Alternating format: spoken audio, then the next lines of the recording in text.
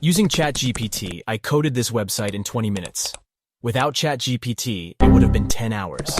In this video, I will summarize my process in 3 minutes. Creating web applications from scratch with AI is getting scary fast. My goal was to clone ChatGPT. I already have a Python program for connecting to ChatGPT's API. Now I just need to turn it into a web application with Django.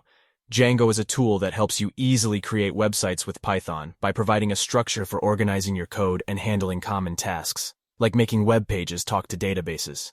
I'm not trying to create some HTML and CSS mockup of ChatGPT. I want a full-functioning chatbot that connects to the ChatGPT API to power my website. While I have coded with Django in the past, there are a lot of setup steps that are easily forgotten. I cannot be reading back through the documentation like the early 2022 peasant version of myself. ChatGPT is here to save the day. It all started by sending this prompt.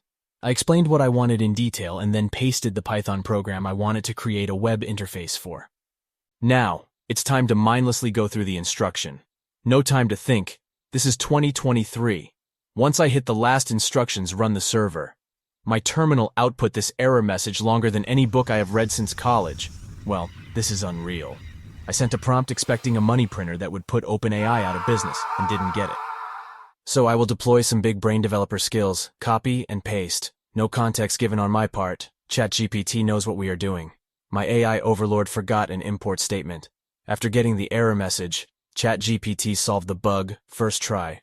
2 prompts in and I have a functional web application coded from scratch by ChatGPT.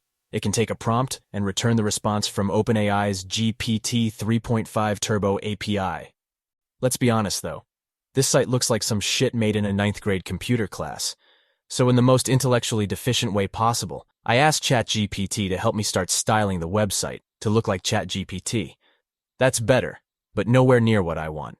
It's worth noting how bad ChatGPT is at visualizing, so I needed to get more specific with my prompts. By far the majority of my time to create the site was styling.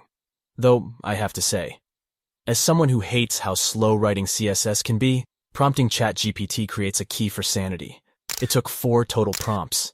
Now my site has gone from high school freshman to college freshman project. All jokes aside, this is incredibly impressive to me. The speed at which developers can spin up functional web applications from scratch is changing the game. Use ChatGPT like this, and it won't be you worrying about your job.